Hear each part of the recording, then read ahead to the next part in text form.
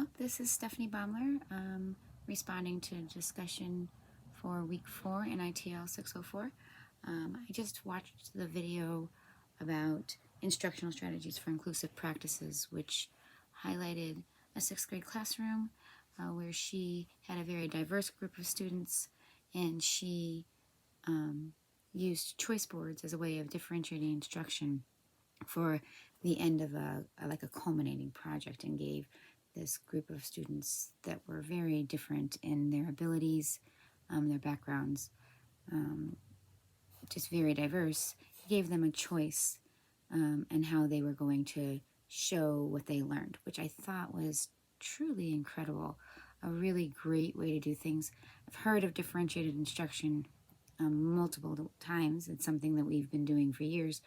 But I don't know that I've ever actually seen choice boards like this in practice. It's something I would very much like to try to do. I teach 2nd grade, not 6th grade, so I do wonder what this would look like for them. But it's something that I feel like could be a very good tool to use.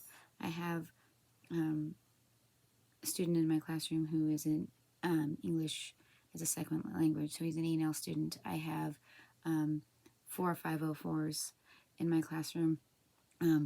I have students who come from backgrounds that are challenging for them. Their home lives are challenging, so sometimes coming into school and sitting and learning is very difficult.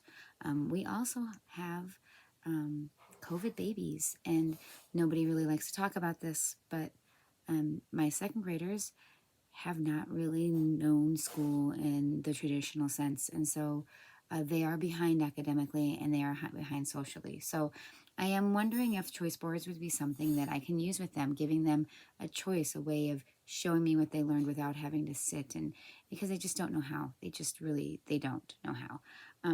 Another thing that she did in the video that I really am going to put into practice immediately is she said multiple times, "Are you ready to show active listening?"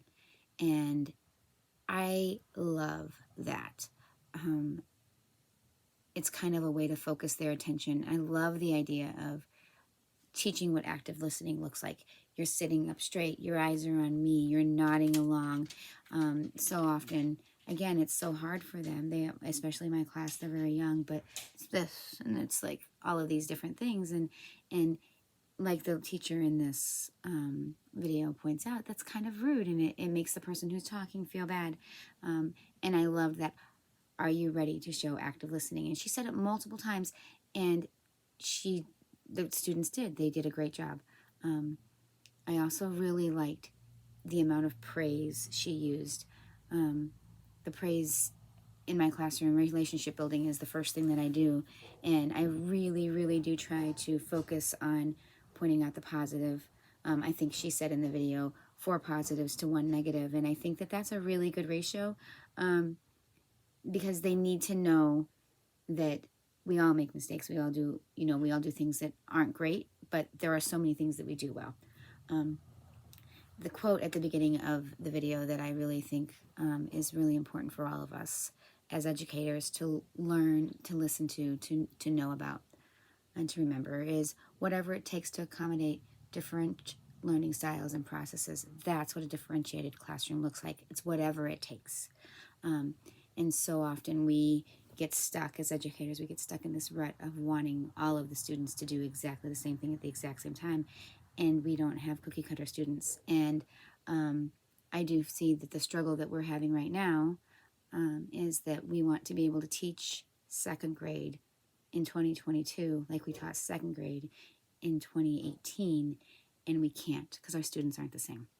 And we need to start taking those things into account. So whatever it takes.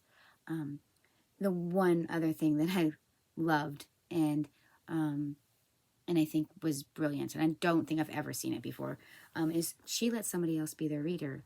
So they wanted to share, but they weren't comfortable reading out loud. So she let them choose somebody who was comfortable reading out loud. And I just thought that was a great way to allow them to be able to share in a way that they were comfortable, but also to highlight the student who can read and make them feel good. So those are all things that I thought were great. And I think that the biggest challenge I'll face is what it's going to look like with my very young students.